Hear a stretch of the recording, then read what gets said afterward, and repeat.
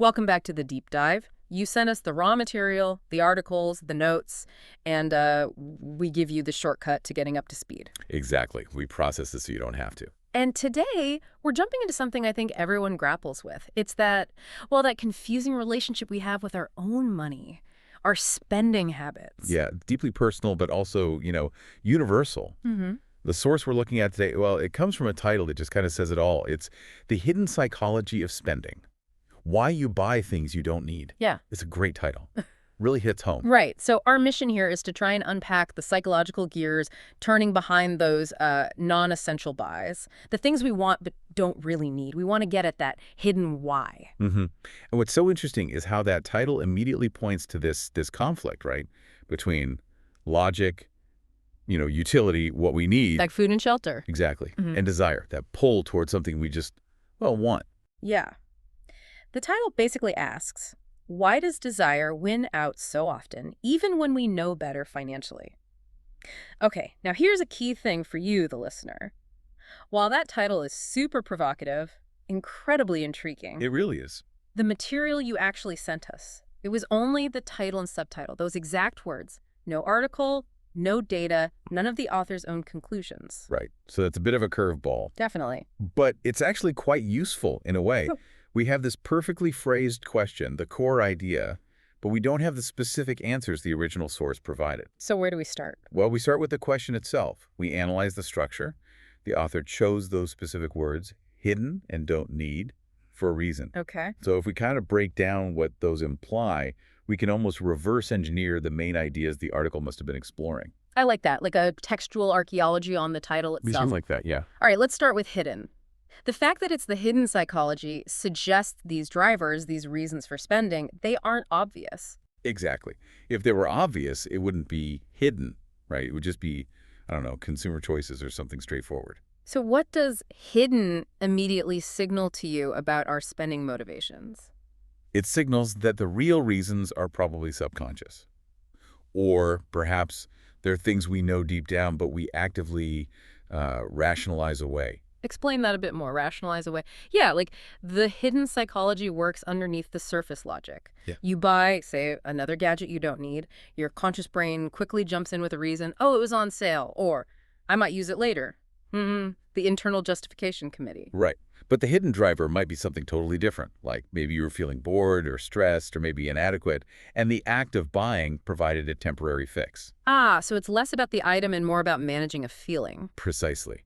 The hidden part connects our mental state, our emotions, directly to the act of purchasing. It's not just economics, it's psychology. That makes sense. Yeah. So the hidden driver is like this little storyteller in our head. That's a good way to put it. It spins a narrative to justify a purchase that logically maybe doesn't make sense. And a huge category this falls into is what psychologists call emotional regulation. Emotional regulation. Okay, let's unpack that one. That feels like a biggie for impulse buys. It really is. If the purchase is about regulating emotion, then the real goal isn't getting the thing. It's about changing how you feel right now. The classic bad day purchase. You feel down or anxious or just, Yeah. And clicking buy now, or even just the process of shopping, gives you that little hit. A bit of dopamine, a feeling of control, maybe. Even if it's fleeting. Exactly. It's often called like retail therapy, which sounds kind of harmless. A bit minimizing, maybe? I think so. Yeah. Because it points to using consumption as a form of self-medication.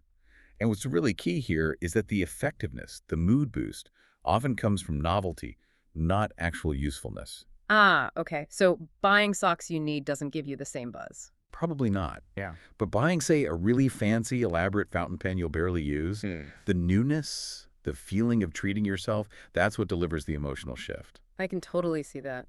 I sometimes find myself browsing for like expensive artisanal coffee beans online when I'm stressed with work. I already have coffee. But the searching, the comparing, the clicking, it feels productive somehow. Like I'm taking action, regaining control when my actual work feels messy. That's a perfect example, is using consumption to get a feeling of accomplishment or control, like you said. The hidden psychology did its job. It framed that purchase not as frivolous, but as a necessary step to manage your stress. Wow. Okay, so that covers the hidden angle pretty well, focusing on emotions. Let's pivot to the other key phrase, things you don't need. Right. This part shifts the focus a bit. It forces us to think about the line between wants and needs. And how that line gets blurry. Very blurry, especially in our consumer culture. The hidden psychology here has to work on a bigger scale too, sort of convincing us that certain wants feel like needs. Okay, so how does that work? What are the mechanisms there? This brings us into things like identity and social signaling. They're closely related, and they are powerful hidden drivers. Because they're about us, how we see ourselves and how others see us. Exactly. Let's take identity spending first. This is when you buy stuff, clothes, equipment, books, whatever, that aligns with the person you want to be, not necessarily who you are right now. Like buying expensive running shoes before you've even started jogging regularly. Precisely. Or buying all the fancy gear for a hobby you haven't actually tried yet. You're essentially buying a piece of that identity. You're buying the story about yourself. Yeah, you're purchasing like a membership card to the Runner Identity Club or the Outdoorsy Person Club. The item becomes external proof, a signal to yourself that you're becoming that person. It's like an investment in a future self, a down payment on an aspirational identity. That's the hidden driver. Transforming a purchase into an act of self-creation. Okay, but let's push on that hidden word again here. What about social signaling? Like, if I buy a flashy car or designer watch specifically because I want people to notice, to signal success or wealth, I'm consciously doing that. So how is this psychology hidden there? Isn't that pretty obvious? That's a really important distinction. You're right. The act of signaling, the intention to show off the car, that's conscious. That's not hidden. Okay. But the hidden psychology is about the why behind that need to signal so strongly. What's the underlying driver? You're not buying the expensive car just for transport. Right. You're buying it perhaps to soothe a deeper insecurity, a feeling of not being good enough maybe, or needing validation from your social group. That's the hidden part. I see. So the purchase itself isn't hidden, but the psychological vulnerability or need it's trying to address is hidden, often even from ourselves. Exactly. The hidden driver is attempting to use money, a financial transaction, to solve a psychological or social problem like insecurity or seeking acceptance. And that's a function money can't really fulfill long term. So it's using the wrong tool for the job, essentially. Fundamentally, yes. That mismatch, using a financial tool for an emotional or social need, that's likely the core insight the original article was getting at. That really adds depth to it. It's not just about showing off, it can be about seeking reassurance. So these frameworks we've kind of sketched out, emotional regulation, building identity, social signaling, they all seem to point toward using consumption, using buying things to fill some kind of non-financial gap or need. Absolutely. And if we tie it all back together, the title, The Hidden Psychology of Spending, Why You Buy Things You Don't Need, strongly implies that our relationship with money, especially in a culture like ours, isn't primarily rational. It's psychological, deeply psychological.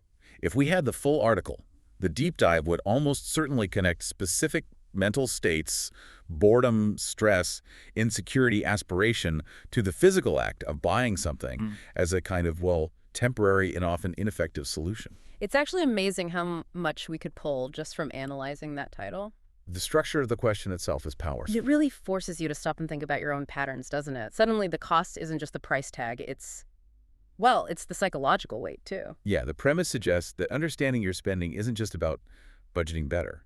It's about understanding the emotional job that spending is doing for you. That feels like the real takeaway. I think so. Awareness is the first step. Okay, so let's wrap up this deep dive. We started with just the title, The Hidden Psychology of Spending, Why You Buy Things You Don't Need. And even without the article, we unpacked what seemed to be the core underlying ideas. First, that a lot of non-essential spending is about emotional regulation, using buying to get a quick mood fix, manage stress, or fight boredom. Right, the dopamine hit. Second, spending plays a role in identity formation. We buy things to become or feel like we're becoming a desired version of ourselves. Aspirational self, yeah. And third, it's about social signaling. Using purchases to communicate status, belonging, or maybe more hiddenly, to soothe insecurities about our place in the world. Nailed it. Those seem to be the big three implied by the title. So for you, the listener, what's the application here? Well, even without the original source material, that title itself becomes a practical tool, a kind of mental checkpoint. How so? The next time you feel that urge, that impulse to buy something you know you don't really need, just pause and ask yourself that question. What hidden psychological need am I actually trying to meet with this purchase right now? Is it boredom, stress? Am I trying to impress someone or feel like someone else? Exactly. Just bringing that subconscious driver into conscious awareness. Yeah. That's powerful. It's the first step if you want to change the pattern. Fantastic. Okay, time for our final provocative thought for you to chew on. Until next time. If we accept that spending on things we don't need often isn't rational and it's driven by these deeper psychological forces we've discussed, if you had to pick just one single emotion, maybe fear, maybe inadequacy, pleasure-seeking, the desire for control, something else, what do you think is the most powerful, most universal emotional driver behind those impulse purchases? Ooh, that's a tough one. Just one. We'll leave you to wrestle with that. Thanks for joining us on The Deep Dive.